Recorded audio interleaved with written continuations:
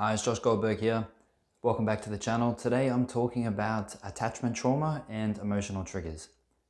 So what are emotional triggers? An emotional trigger is when strong emotions from the past are triggered by an external stimuli. Okay, so a classic example of this would be someone that went through a war, and this is obviously PTSD, and 5, 10, 20 years later, they're driving through town and they hear a car backfire, which makes a loud bang sound.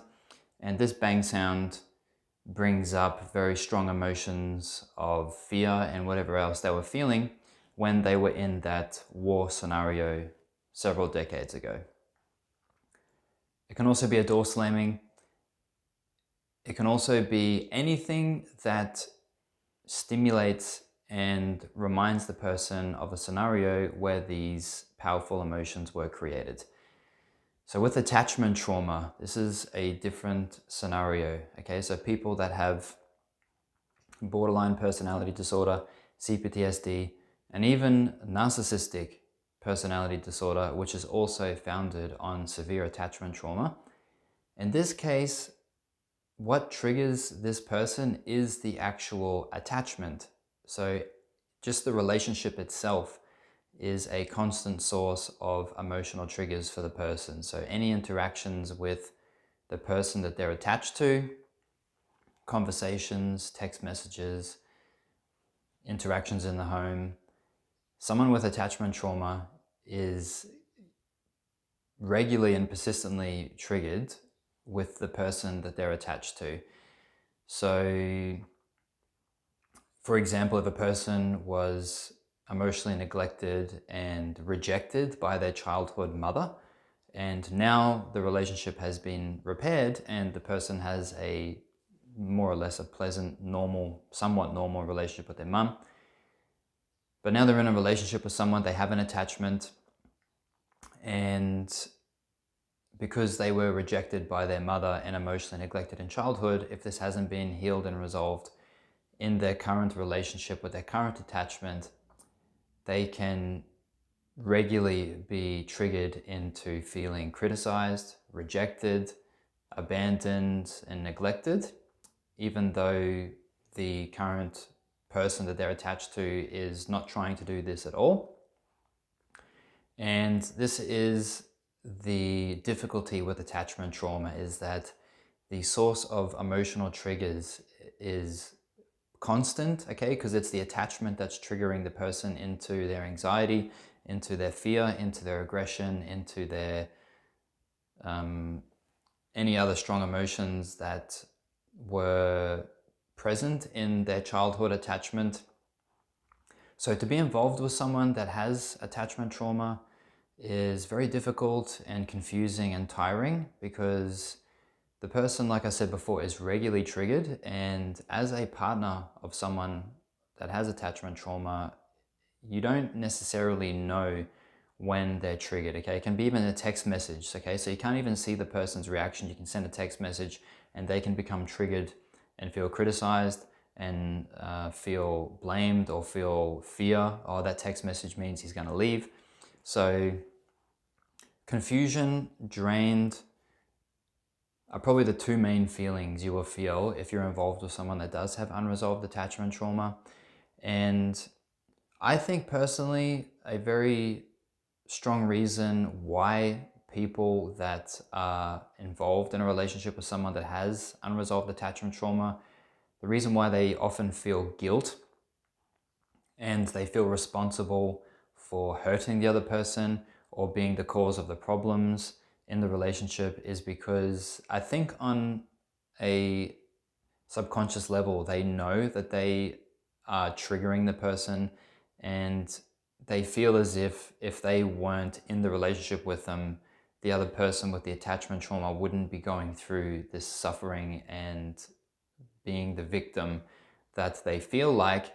And obviously that's true, but at the same time, it's not right for a person to blame themselves and to feel guilty for someone else's triggers that are linked to their unresolved attachment trauma, okay? So remember, it's not you as a person that is triggering the person. It's their attachment trauma that is triggering them, that they haven't resolved yet.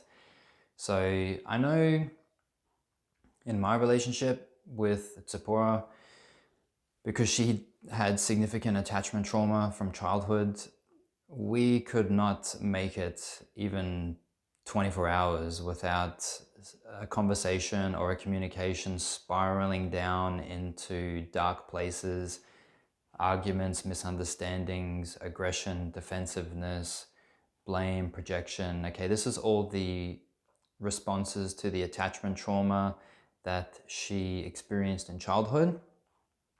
And it was very severe and persistent. There wasn't one day that it wasn't happening because, like I said before, the attachment is the source of the triggers to the trauma. So very confusing, very draining. And obviously a relationship like this cannot last. This is not a functional relationship. Nothing gets resolved when it comes to triggers and attachment trauma. It just goes round and round in circles, and it's not a functional relationship. It's not going to last. So overcoming the triggers when it comes to attachment trauma is absolutely vital to the survival of the relationship and the physical and mental health of both of the people in the relationship. When it comes to triggers of another nature, like say for example, someone had a car crash and they have a trigger when they get into a car and the door closes, or they have a trigger here and there from some past event that was stressful or traumatic. This can be a lot easier dealt with because it's not persistent and it might come up here and there. But when it's the attachment that is the source of the trauma, it just never stops. So for the person with attachment trauma to overcome their triggers and to be able to manage them and to breathe through them and to be able to include the other person in this process of overcoming triggers that are linked to their attachment trauma. As I mentioned, this is vital for the survival of the relationship, and the course that Tzipora just made on overcoming emotional trauma triggers is absolutely crucial and vital to maintaining a relationship if you or your partner does have attachment trauma or emotional triggers from past traumas or stressful situations. I would not be sitting here with you today with Tzipora if it wasn't for this one technique and skill that she has put together and has put out in this course. There was no way that we would have survived the relationship without this technique and these skills. So overcoming emotional triggers when it comes to attachment trauma is definitely a very, very, very, very high priority. It makes the relationship functional. It makes situations workable rather than just hopeless and toxic. So if yourself or someone that you are involved with has emotional triggers or has attachment trauma that they haven't fully resolved yet, please send them this course on overcoming emotional triggers. It is vital. Okay, like I said, without this course, Tzipora and I would not even be sitting here with you today. So I highly encourage you to click on the link I'm going to put in the description, and to get the course, use it for yourself, send it to the person that you're involved with. It is a serious game changer. Okay, I'm endorsing this course 1000%. It is a foundational thing, very important and effective and proven. So please share this course, use it for yourself. Overcoming emotional triggers and attachment trauma is a very difficult thing, but it is doable. I've seen it with my own eyes and it's not hopeless. I wish you success with it. If you have any questions about attachment trauma and overcoming emotional triggers, please feel free to reach out to us. Don't forget to like the video, subscribe to the channel, and we look forward to seeing you in future videos.